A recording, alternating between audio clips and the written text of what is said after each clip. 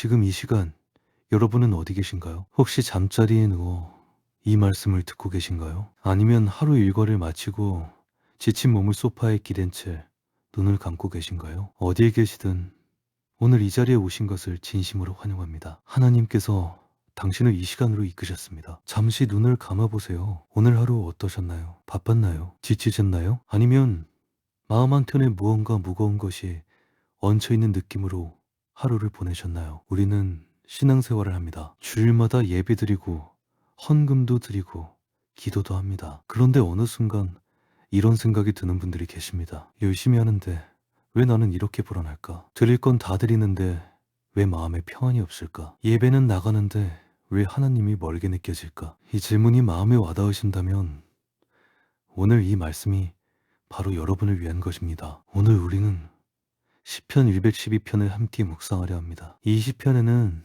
아주 귀한 약속이 담겨 있습니다. 축복에 관한 약속입니다. 그런데 그 축복을 받는 사람의 모습이 우리가 흔히 생각하는 것과 조금 다릅니다. 단순히 많이 드리는 사람이 아닙니다. 뭔가를 잘 지키는 사람도 아닙니다. 하나님이 찾으시는 사람은 중심이 다른 사람입니다. 오늘 말씀을 통해 그 중심이 무엇인지 함께 찾아가겠습니다. 천천히, 조용히 마음을 열고 들어주세요. 우리가 먼저 함께 읽을 말씀은 시편 112편 1절입니다. 할렐루야, 여호와를 경외하며 그 계명을 크게 즐거워하는 자는 복이 있도다. 이 한 절을 저는 오늘 아주 천천히 풀어드리고 싶습니다. 왜냐하면 이 한 절 안에 오늘 말씀의 핵심이 다 들어있기 때문입니다. 할렐루야, 이 말은 찬양하라는 뜻입니다. 하나님을 높이라는 뜻이기도 하죠. 시편 기자는 이 놀라운 복의 말씀을 꺼내기 전에 먼저 할렐루야를 외칩니다. 복을 말하기 전에 먼저 하나님을 높이는 것, 이것 자체가 이미 하나의 메시지입니다. 그 다음에 나오는 말이 참 중요합니다. 여호와를 경외하며. 경외라는 단어,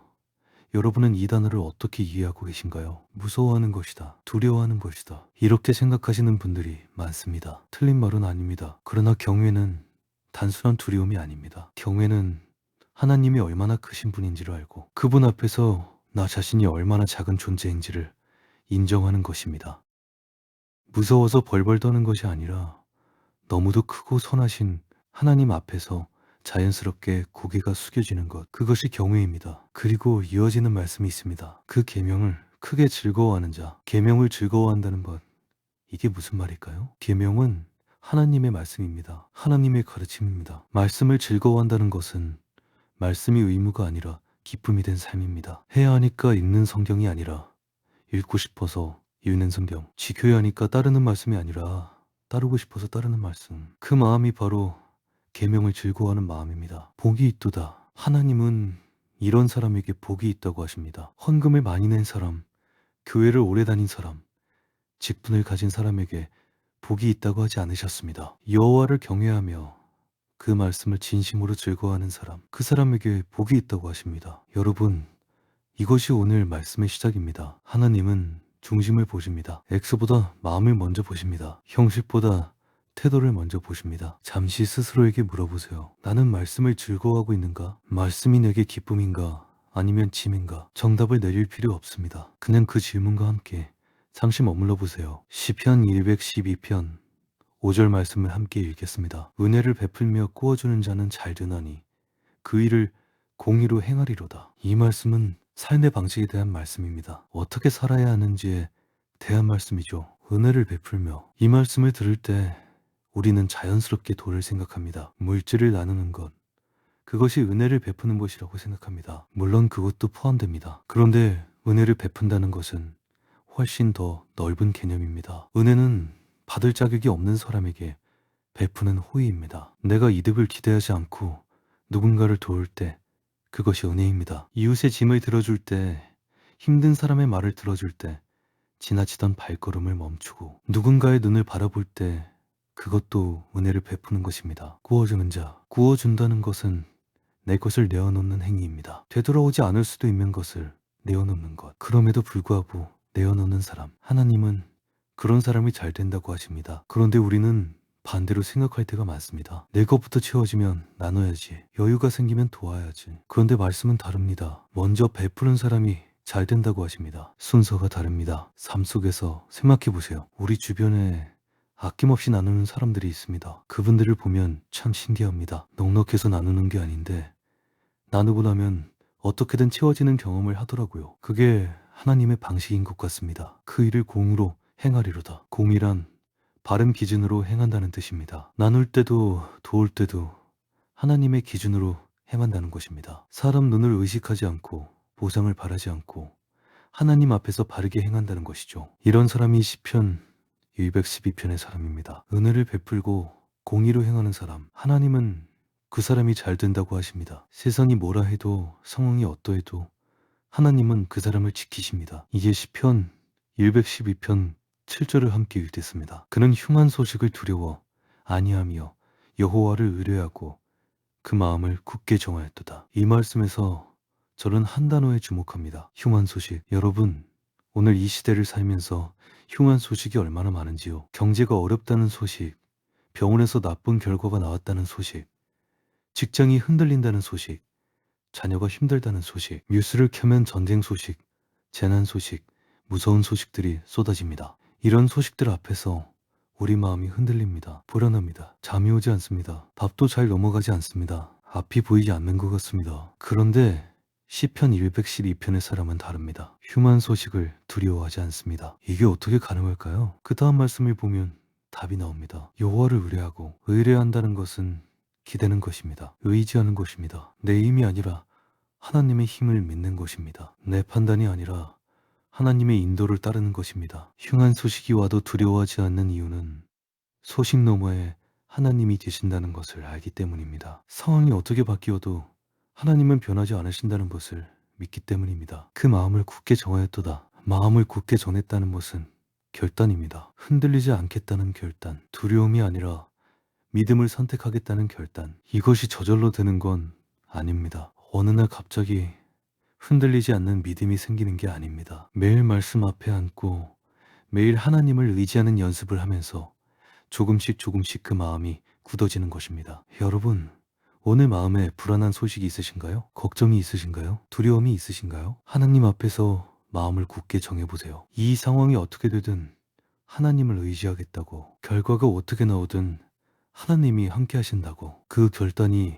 믿음의 시작입니다. 시편 212편 9절을 함께 읽겠습니다. 젖과 재물을 흩어 빈궁한 자에게 주었으니 그 의가 영원히 있고 그 뿔이 영광 중에 들리리로다. 이 말씀에서 저는 재물을 흩어라는 표현에 주목합니다. 흩어준다는 것은 아낌없이 나눈다는 뜻입니다. 계산하지 않고 아까워하지 않고 손에 쥔 것을 펼쳐서 나눈다는 뜻입니다. 그런데 이곳은 억지로 하는 것이 아닙니다. 하나님을 경외하는 마음에서 자연스럽게 흘러나오는 것입니다. 하나님이 내게 먼저 베푸셨다는 것을 아는 사람은 자연스럽게 흘러보낼 수 있습니다. 빈궁한 자에게 주었으니 가난한 사람에게 나누는 것, 힘없는 사람을 돕는 것, 이것이 하나님이 기뻐하시는 삶입니다. 큰 교회에 드리는 것만이 헌금이 아닙니다. 내 곁에 있는 어렵고 힘든 사람에게 손을 내미는 것도 하나님 앞에 드리는 것입니다. 그 의가 영원히 있고, 은가 영원히 있다는 것은 그 행위가 사라지지 않는다는 뜻입니다. 세상에서는 잊혀질 수 있습니다. 아무도 알아주지 않을 수 있습니다. 그러나 하나님 앞에서는 기억됩니다. 영원히 기억됩니다. 그 뿔이 영광 중에 들리로다. 뿔이 들린다는 것은 높아진다는 뜻입니다. 존귀하게 된다는 뜻이죠. 사람의 눈에 띄지 않아도 하나님 앞에서 높아지는 삶. 그것이 시편 212편이 말하는 영광입니다. 이 말씀을 묵상하면서 저는 이런 생각을 했습니다. 그러나 하나님이 더 먼저 보시는 것은 그 드리는 마음입니다. 그 드림 안에 하나님에 대한 경외가 있는지, 이웃에 대한 사랑이 있는지, 그것을 하나님은 먼저 보십니다. 액수가 아닙니다. 중심입니다. 지금까지 말씀을 들으시면서 마음이 어떠신가요? 혹시 무거운 것이 조금 내려놓아지는 느낌이 있으신가요? 저는 지금부터 여러분의 마음을 향해 조금 더 이야기하고 싶습니다. 살아가다 보면 정말 힘든 순간들이 있습니다. 경제적으로 어려운 시간이 있습니다. 통장을 열어보면 한숨이 나오고 이달 말을 어떻게 넘길지 막막한 시간이 있습니다. 그런데도 예배는 나가고 헌금도 드리고, 그러면서도 마음 한편에는 하나님이 나를 외면하고 계신 건 아닌가 하는 생각이 드는 시간이 있습니다. 그 마음 하나님은 알고 계십니다. 건강이 걱정되시는 분도 계십니다. 병원에 다녀오고 검사를 받고 결과를 기다리는 시간의 그 불안함, 밤에 잠이 오지 않을 때 혼자 속으로 삼키는 그 두려움, 하나님 앞에서 울고 싶은데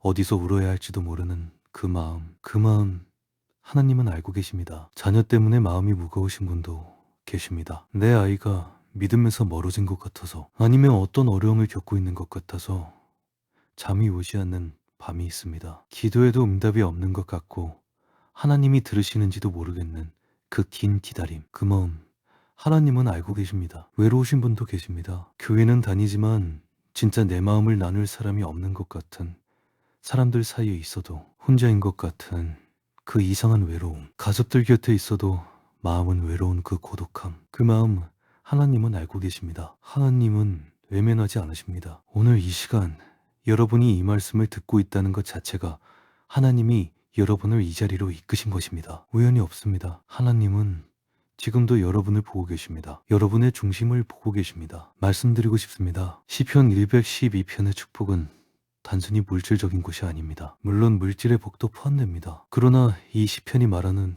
가장 큰 복은 흔들리지 않는 것입니다. 두려워하지 않는 것입니다. 마음이 평안한 것입니다. 세상이 아무리 흔들려도 나는 하나님을 의지하고 있기에 흔들리지 않는다는 그 내적 확신, 그것이 시편 112편이 말하는 진짜 복입니다. 이 복은 돈이 많아야 생기는 것이 아닙니다. 상황이 좋아야 생기는 것이 아닙니다. 하나님과의 관계 속에서 생기는 것입니다. 하나님을 경외하는 마음 속에서 생기는 것입니다. 그렇다면 하나님이 찾으시는 사람은 어떤 사람일까요? 시편 212편을 통해 오늘 함께 보아온 그 사람은 어떤 모습일까요? 첫째로, 그 사람은 하나님을 경외하는 사람입니다. 두려워서가 아니라 사랑해서 하나님 앞에 고개를 숙이는 사람입니다. 내가 하나님 없이는 아무것도 아님을 알면서도 그 하나님이 나를 사랑하신다는 것을 믿는 사람입니다. 둘째로, 그 사람은 말씀을 즐거워하는 사람입니다. 말씀이 의무가 아니라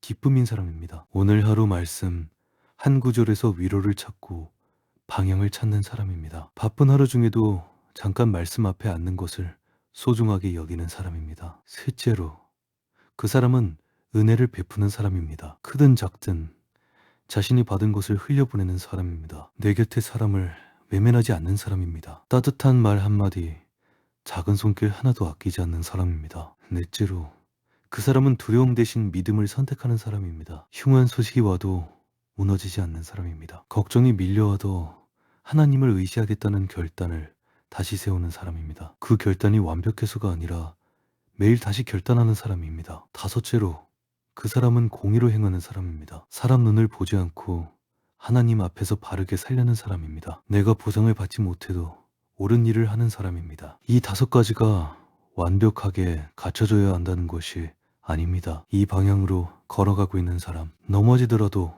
다시 일어나 이 방향을 바라보는 사람, 그런 사람을 하나님은 찾으십니다. 그런 사람에게 하나님은 복을 주십니다. 여러분은 어느 부분이 마음에 와닿으셨나요? 경외함이 식어 있다면 오늘 다시 하나님 앞에 고개를 숙여보세요. 말씀이 멀어져 있다면 오늘 단 한 구절이라도 천천히 읽어보세요. 나누는 것이 오래됐다면 오늘 가장 가까운 사람에게 따뜻한 말 한마디를 건네보세요. 두려움에 지쳐 있다면 오늘 하나님 앞에서 마음을 굳게 정해보세요. 작은 걸음 하나가 시작입니다. 하나님은 그 작은 걸음을 보고 계십니다. 11조에 대해 잠깐 이야기하겠습니다. 오늘 이 말씀이 11조를 무시하거나 가볍게 여기라는 것이 아닙니다. 오해하지 말아주세요. 11조는 하나님께 드리는 귀한 예물입니다. 내 소득의 10분의 1을 하나님께 드리는 것은 아름다운 믿음의 표현입니다. 그것을 통해 우리는 내 것이 하나님의 것임을 고백합니다. 내가 번 것이 사실은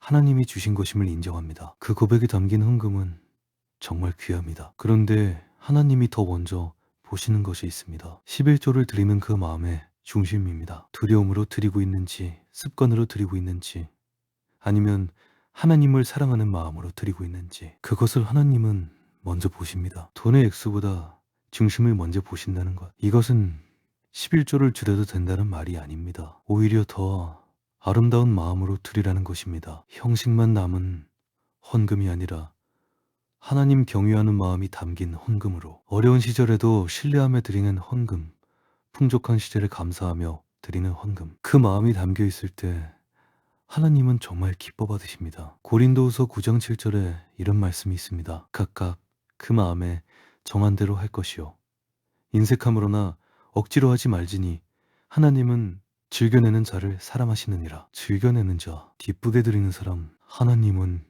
그 사람을 사랑하십니다. 11조보다 더 중요한 한 가지는 하나님을 경외하는 마음입니다. 그 마음이 있는 사람은 자연스럽게 드리게 됩니다. 자연스럽게 나누게 됩니다. 자연스럽게 섬기게 됩니다. 순서입니다. 경외하는 마음이 먼저입니다. 이제 말씀을 정리하면서 마무리를 향해 가겠습니다. 오늘 시편 212편을 함께 묵상했습니다. 이 시편은 참 놀라운 시편입니다. 처음부터 끝까지 복에 대한 이야기인데 그 복의 출발점이 단 하나입니다. 여호와를 경외함. 그 경외함 속에서 말씀을 즐거워하게 됩니다. 즐거워하는 마음 속에서 은혜를 베풀게 됩니다. 베푸는 삶 속에서 두려움보다 믿음이 자라납니다. 그 믿음이 자라면서 흔들리지 않는 마음이 생깁니다. 그리고 그 모든 것이 쌓여서 축복이 됩니다. 단순한 물질적 축복만이 아닙니다. 평안한 마음이 복입니다. 흉한 소식에도 흔들리지 않는 것이 복입니다. 담대하게 하루하루를 살아가는 것이 복입니다. 내 곁에 사람을